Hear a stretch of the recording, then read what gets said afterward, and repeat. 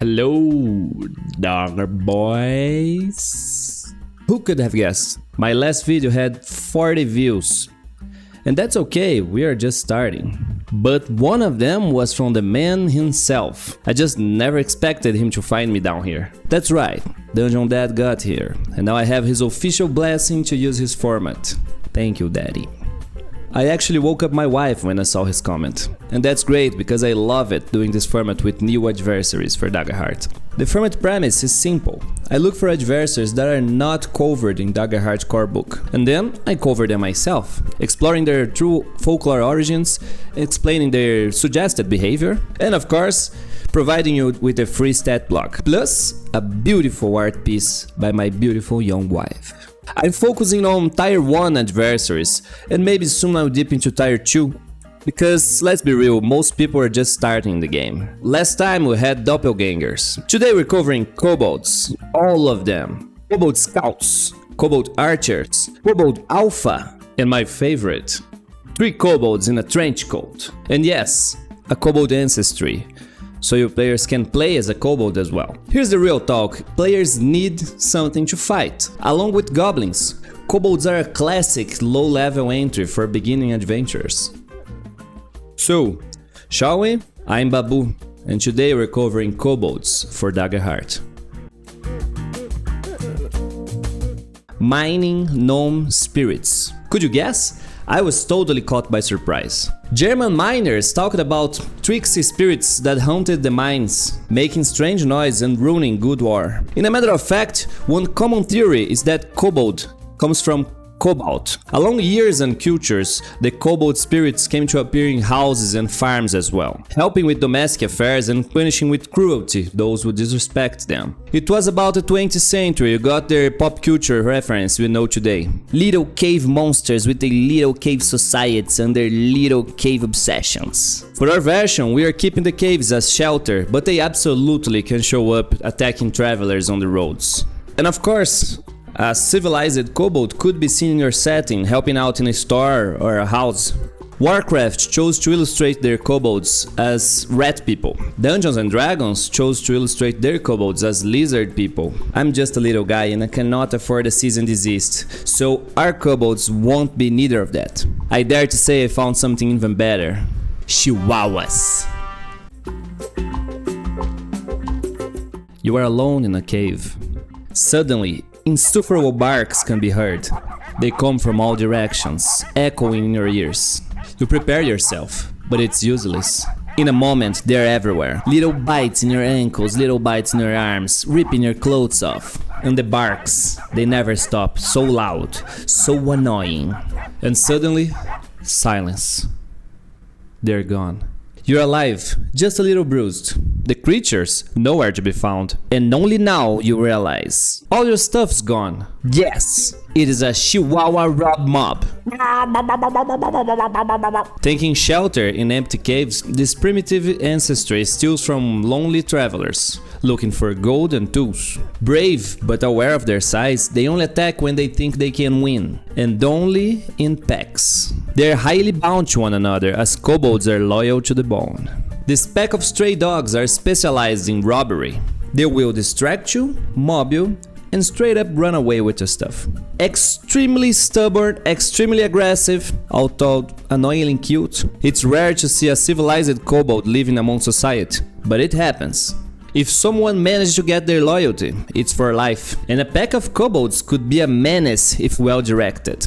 There's nothing they wouldn't do for their master. In natural condition, they are led by the alpha among them and have access to crude language. But it could happen for them to be dominated by a stronger monster like an ogre or a dragon. For a part of adventures, kobolds are another obstacle, or they could be a sign of something bigger afoot. What you say? Oh, your party don't wanna kill cute dogs. Okay, that's actually reasonable. Remember, in Daggerheart you don't need to kill your opponent at 0 hit points.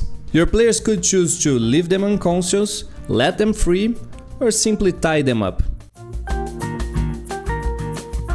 I made a lot of stat blocks for this one, each one of them representing one role in your little gang. The Kobold Scout is the most basic one. They have mostly tier 1 normal stats, except for their difficult. And let's remember, the difficult is applied to every action made against that adversary. So that means the Kobold is not only harder to hit, but harder to spot as well. And their action is to steal an item from an adversary. Once your Kobold enters the scene, roll for instinct reaction for your players. If no one notices the Kobold, it can instantly steal an item from a target. Here you can be creative. It can just steal a handful of coins or maybe a potion. Or maybe you wanna spice things up and straight up steal a weapon from your players. But once this Kobold acts in any way, they are immediately revealed, turning down their difficulty to 11. That's your player's chance to catch the little bastard. Next, we have the Kobold Archer. Besides their normal ranged attack, Kobold Archers have a smoke arrow. This arrow will make every target in a little area dizzied. That would make it easier to attack them, but especially easier for a Kobold Scout to rob them blind. Next up, the Kobold Alpha is our fearless leader. They have a conventional leader ability to spotlight 1d4 allies and make them attack with half damage. Other than that, he could also spotlight all allies around him. It's a mob attack. The Alpha makes a normal attack buffed by the number of allies with normal damage. And here's the catch. If successful, the Kobold Alpha capitalizes on the confusion and steals an item from the target. And lastly, their reaction refers to their extreme loyalty. If an ally goes down next to the Kobold Alpha, it immediately gets an attack. And for a treat for your guys, my pride of the day, the classic 3 kobolds in a trench coat. Come on, think about it.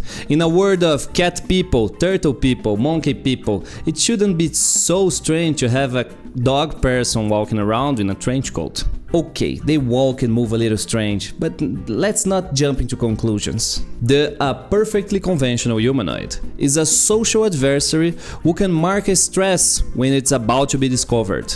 That immediately brush off suspicions and keep their disguise. But it shouldn't be so strong, just enough for the punchline to go off. With 3 stress points and just 1 hit point, it's fairly easy to uncover the 3 kobolds. And once their hit point or stress marks hit 0, the 3 kobolds reveal themselves.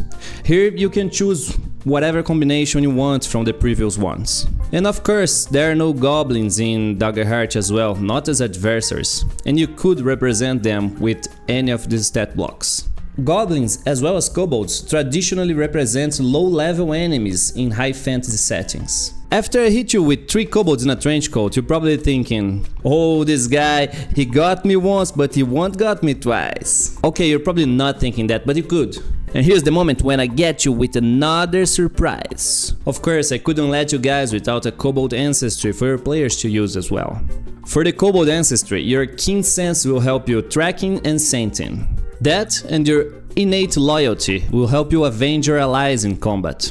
I scaled the damage with proficiency because I hate those ancestry options that turn useless after level 1 or 2. Because of that scaling, it costs a little more to activate, 2 hope instead of 1. It should be balanced for its purpose and price, but if you happen to think a d6 is too much, you can nerf it down to d4. And as a side note, if your party happens to adopt a kobold, as they probably will, you could use the already existing ally options in the core rulebook. Okay, here's some plot hooks to inspire games. Things are missing in the big farmhouse. The house kobold asked for the party to help, offering all they have. This kobold lives and helps in this house for years, but as much as she was respected by the past master, the younger ones who inherited the mansion have their doubts about her. She feels she's not entirely trusted, and now that things are going missing, she fears for her safety. Who's really stealing from this house? And for what purpose? Maybe this rabbit hole goes deeper than it looks. Maybe someone in this house is up to dark magic with the stolen goods. And who knows, maybe it is the kobold. Will the party solve the mystery in time before this kobold is kicked out? Or worse? Your party is hired to stop the frequent robbery in the roads. But upon closer inspection, they realize a pack of kobold is stealing from the rich and giving to the poor. Will they stop them? Or who knows, maybe join them in this anti-capitalist endeavor. There's something strange with the quest giver. It walks strangely, it talks strangely, and it even gives strange quests. But it could be nothing wrong with it, right? I mean, it's a well-respected member of society. Really, nobody noticed the baron of the city is just 3 kobolds in a trench coat. Or maybe the kobolds are just too good at their jobs. Let's see what your party does with this NPC. Maybe they will help it keep it secret. Alongside with goblins, kobolds are wonderful. They are, quite literally now, the underdogs. A delicious troop to engage and twist in a lot of fun ways. Have your party adopted a kobold or goblin in the past? Consider sharing in the comments as a toast for this wonderful NPC. And if you have an adversary you want to see in a Daggerheart stat block, please tell me. I'm loving this format and I'm not planning to stop soon. And for now, thank you for your time. It's valuable and I appreciate it.